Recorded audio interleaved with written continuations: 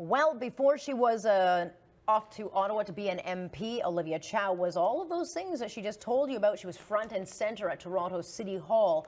Now, while most of you view Olivia Chow as, the bereaved widower of Jack Layton, a superstar, an author, the nice gal, our next guest has a few other insights into her. Sue Levy joining me now, because you don't generally remember Olivia Chow as fondly as what she has been played up to in the last few years. Yeah, well, people should watch that ad very, very carefully, because she talks about her political experience. Yes. And the fact of the matter is that she has been on the public teat for 33 years. I don't think she ever actually worked a real job in the private sector. She started off at the age of 24 as the constituency assistant to Dan Heap. And from there on, school trustee, councillor, and MP. And that gives you a very different perspective on life, really, on spending and on life. All right, so it's been a long time since she and her late husband, Jack Layton, were in council, but what are your memories of what it was like when they were on council? Well, I was just listening to the ad about children and putting children and families first, and yes, she did. She did do that at City Hall. Problem is that it cost taxpayers mucho money. Every time she talks about that, I wince, because there were no shortage of freaky, costly ideas that Olivia Chow would put forth, even to the point of flouting the rules. I still remember in 2005 or 4, just before she went to Ottawa, where she actually counseled people, welfare recipients, to break the rules, and so that they could get an extra bit of money, $200 a month or something. Is this like a food allowance or something? Yeah, for a special diet. Didn't we just have a case through the Ontario Colleges of Physicians with they're still doing this? Yeah.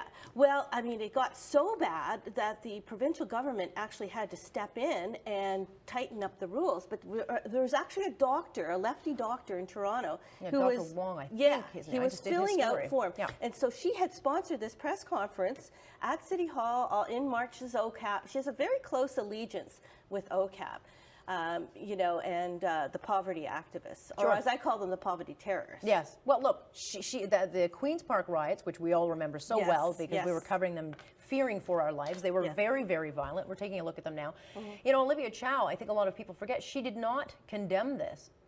No, it's not. It goes further than that, Alex. She actually showed up there in her little bike with the flowers on it, unmistakable, and she claims that she went because she got a call from Jack. But really, what she did was she was a member of the Police Services Board. Yeah. Remember that. She was a member of the Police Services Board, and she actually approached some of the cops who had held their, not their fire, but held back on the violence, and she actually approached them and tried to tell them to back off and not, not go after the protesters, or not try to, de-escalate the riot. And it was, the OCAP terrorists, I've seen them at City Hall. They are violent, and they are a despicable bunch. They really, they're certainly... and by the way, she lost her job. She had to step down as Police Services Board member, because she had crossed the line. Then there was the whole issue of crossing the line when it came to she and Jack Layton living in subsidized housing, which she is asked about all the time, but downplays that. She really doesn't see anything wrong with that. She has actually spun it into saying, I was actually doing these people a favor because I was showing them how, income can be, diversified, and the wealthy can live with the poor. That's the famous lefty spin. But, I trudged out in the snow yesterday to buy her book, specifically to read the 2 pages on where she talked about this. And she spins it in such a way that she says she wanted to give Jack's children, who were young, Sarah and Mike at that point, an experience of downtown living with the poor and the disenfranchised and all that sort of stuff. And she was doing everybody a big favor. She doesn't think that she was in this rent geared to income housing. It was a 3-bedroom apartment, which they paid $800 for on a combined income of $120,000. She says there were 2 apartments. In her book, she says there were 2 apartments.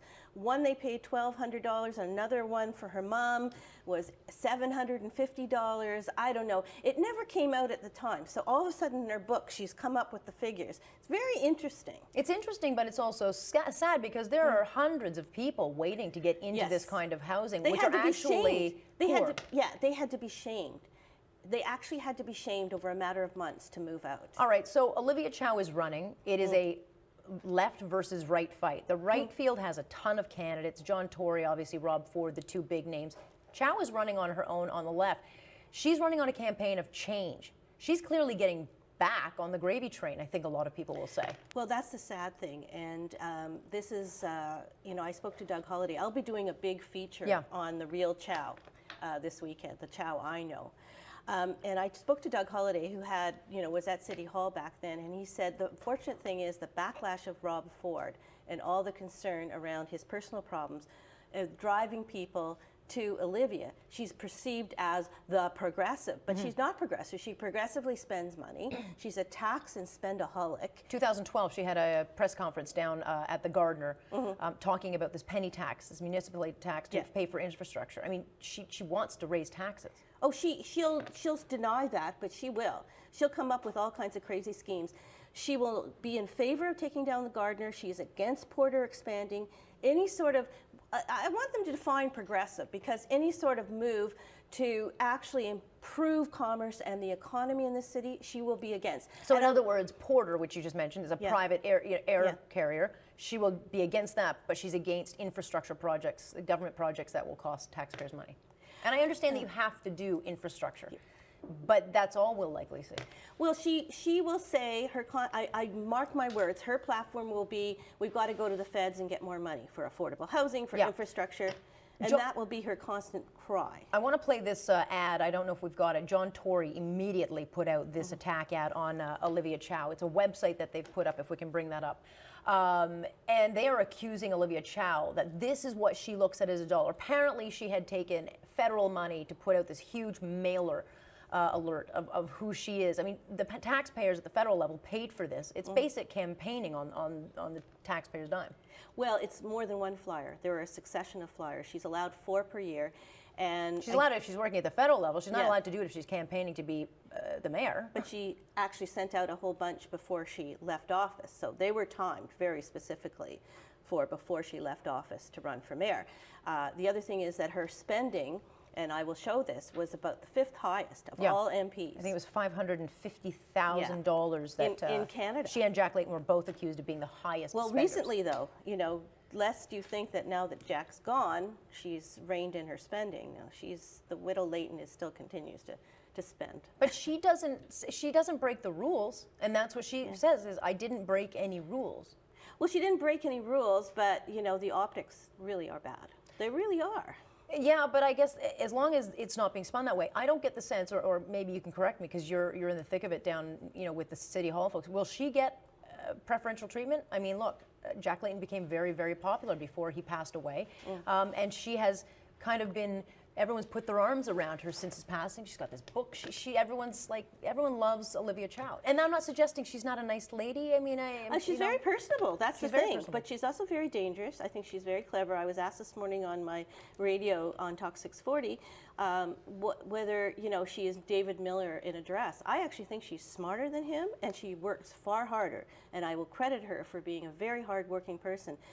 Not to the detriment of taxpayers. Let's put it this way. So do you get the sense that she will undo everything Rob Ford did? Yes. Look, Rob Ford's a train wreck, all on his own reasons, but he did some good things. He busted the unions when it came to privatizing garbage. And she didn't like that. And I asked Doug Holliday about that. His fear is that she will contract back in garbage, that the budget. I mean, she can talk about being on the budget committee and balancing budgets. Well, the fact is that she wanted to introduce all these pet agendas, and it was Tom Jacobit who reined her in.